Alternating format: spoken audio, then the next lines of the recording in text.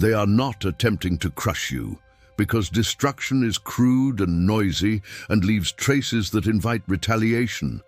And if force were their intention, they would not bother with patience or subtlety. They would collide openly and accept the cost. But that is not the design at work here. What is being sought is penetration rather than impact, entry rather than explosion. A quiet passage into your emotional structure where influence can be exercised without resistance and direction, imposed without visibility. Because the most efficient domination is the kind that convinces you that you are still sovereign, while your movements are being gently guided. And this is why the most dangerous adversary is never the one who shouts or strikes, but the one who watches with restraint. Because observation converts personality into pattern and pattern into leverage. And once your reactions are charted, your future ceases to belong to you. Since what can be predicted can be directed, and what can be directed no longer requires opposition. And most people remain blind to this because they cling to the comforting fiction that hostility is born of emotion, of envy or resentment or anger. When in truth, hostility is usually born of arithmetic, of assessment and calibration, of measuring inputs against outputs. And this is why provocation is deployed not to wound but to test, not to insult but to extract. Because every visible reaction is a disclosure, every tonal shift a confession, every hurried response an admission of pressure. And when your anger appears on cue, when your explanations arrive on demand, when your emotional rhythms repeat with mechanical reliability, you cease to be an enigma and become a schedule. And a schedule is easy to exploit. Because expectation is the true engine of control. And when another mind knows what you will do next, resistance becomes unnecessary, since they need only adjust the environment and allow you to walk willingly toward the outcome they have already selected. And this is how most defeats occur without a single blow being exchanged. Because the defeated never realize a contest existed at all, they believe they are expressing strength when they react, integrity when they defend, confidence when they speak. Yet reaction places them inside a tempo they did not choose.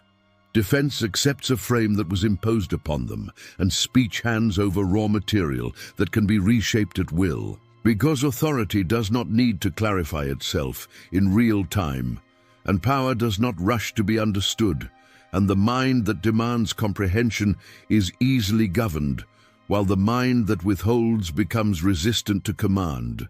And the central error most people commit is mistaking visibility for influence, when in reality, visibility invites interpretation, and interpretation invites manipulation. Whereas ambiguity, far from being weakness, functions as armor. Because what cannot be clearly interpreted cannot be easily targeted. And when emotional access is denied completely, the opponent is forced to operate without feedback, and without feedback, certainty erodes. And when certainty erodes, behavior destabilizes, leading not to restraint, but to escalation born of confusion rather than strategy. And this escalation is not a sign of their strength, but of their blindness, because they are no longer responding to you, but to their own discomfort. And this is why emotional discipline is not about suppression, but insulation. Because when your internal state is no longer available for external use, leverage evaporates. And without leverage, the observer must either expose themselves through overt action or retreat into irrelevance. And both outcomes strip them of advantage. Yet achieving this insulation requires a refusal that feels unnatural to most. A refusal to react, because reaction is never neutral, it is always an adjustment. And adjustment implies dependence. And the first to adjust implicitly accepts a subordinate position, not through intention, but through structure. Because the one who responds is always orienting themselves around the one who initiated. And every response carries information, whether intended or not. Speed reveals urgency, tone reveals priority, wording reveals intention, and silence alone conceals shape. which is why it unsettles those who seek to map you, because mapping requires data and silence produces none, leaving assumptions suspended and untested, and this suspension creates internal friction. Because the human mind despises uncertainty more than opposition, and in the absence of confirmation, it begins to manufacture meaning from fear rather than evidence.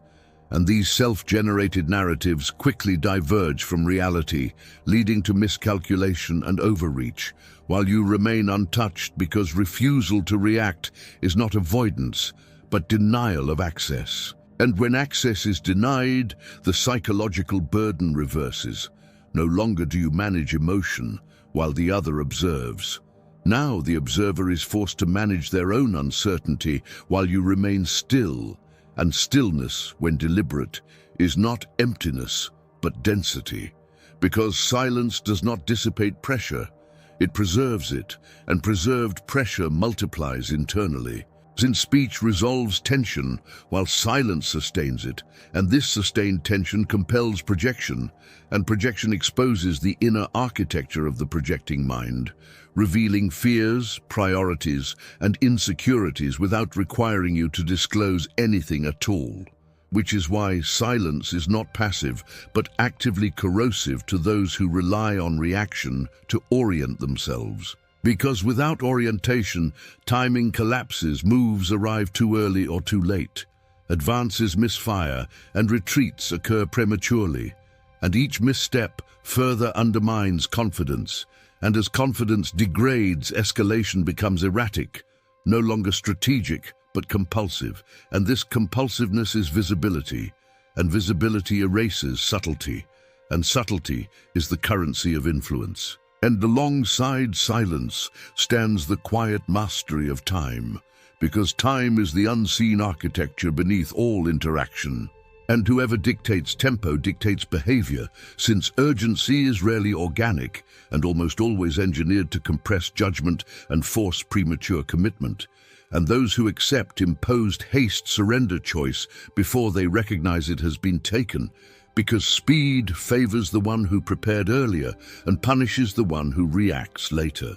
And delay, contrary to popular belief, is not indecision but disruption, because it fractures expectation and dissolves structure, leaving the initiator holding pressure with no outlet.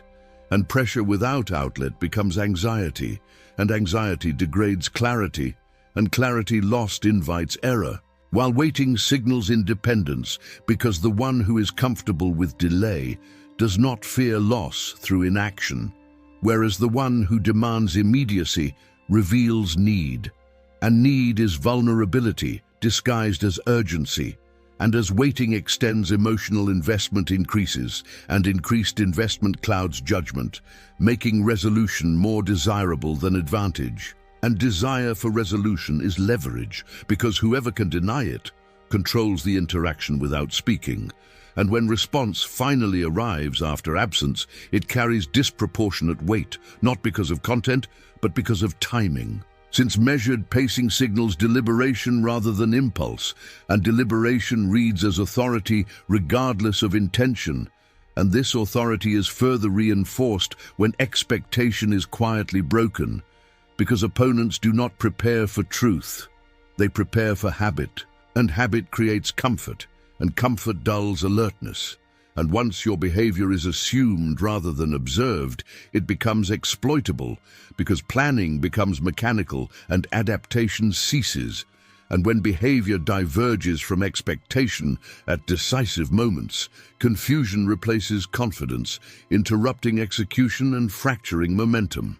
And this divergence need not be chaotic, because randomness lacks intent, and intent is essential. Strategic deviation is precise and selective, emerging only when pressure peaks and a familiar response is anticipated. And when that response fails to appear, the opponent commits to a move that no longer fits reality, and hesitation follows. And hesitation is the doorway through which advantage passes. And beyond hesitation lies doubt, and doubt infects future encounters, because once prediction fails, confidence in prediction weakens even when assumptions are correct. creating a persistent instability that erodes initiative, and as initiative falters, escalation becomes either excessive or insufficient, both of which expose weakness, and this exposure is compounded when closure is denied, because the human mind is not designed to tolerate unfinished narratives. It seeks resolution to restore order, and when order is withheld, attention becomes trapped in a loop, replaying events in search of meaning that is never supplied. And this loop consumes energy long after interaction has ended, benefiting only the one who is absent, because explanation restores hierarchy by acknowledging the other's authority to judge, while silence after engagement communicates irrelevance without cruelty, and irrelevance destabilizes more profoundly than opposition. Since opposition still confirms significance, whereas absence removes it, and when closure is denied, the mind fills the void with speculation that often turns inward, breeding doubt rather than anger, and doubt corrodes more slowly but more completely, leading to obsession, and obsession narrows perception. And narrowed perception leads to error not only in relation to you, but across other domains, because focus has been misallocated. And throughout all of this, consistency is essential because partial closure invites pursuit, while complete denial ends it silently, preserving concealment of motive and intention. And concealment prevents counter-strategy because what cannot be understood cannot be anticipated. And when anticipation fails, manipulation collapses. And at the far end of this process lies psychological untouchability, which is not isolation, but insulation, not withdrawal from the world, but immunity to interference. Because when external forces can no longer shape internal direction, influence fails entirely. And without influence, escalation becomes noise, provocation becomes irrelevant, and delay loses potency. And this failure of influence is sensed immediately, prompting intensification that only accelerates exposure. Because effort without effect reveals desperation, and desperation strips advantage, while stillness communicates finality without declaration. And this stillness is not numbness, but resolution, an internal completeness that requires no validation. And when actions flow from structure rather than stimulus, consistency emerges, and consistency without explanation reads as authority. And authority that is not contested endures, because contest invites exposure, while separation removes the battlefield altogether. And when you are no longer part of the adversary's equation, they cannot win or lose against you. They can only orbit, adjusting and recalculating without effect, while your progress continues asymmetrically, widening the distance quietly until it becomes unbridgeable. And this is the point most misunderstand. Believing power must be asserted when in truth it is often denied, because what is denied cannot be taken, and what cannot be taken becomes untouchable. And the untouchable mind is unreadable not through artifice but through discipline, unmovable not through stubbornness but through clarity, and unassailable not through aggression but through absence of access.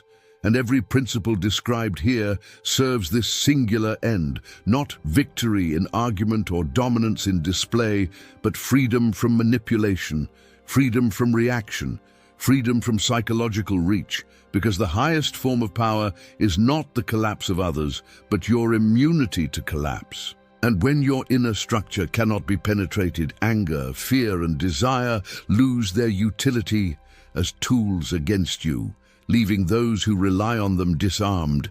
And this is why true mastery appears quiet, almost invisible, because it has no need to announce itself. It operates above the exchange, dictating without movement and influencing without effort.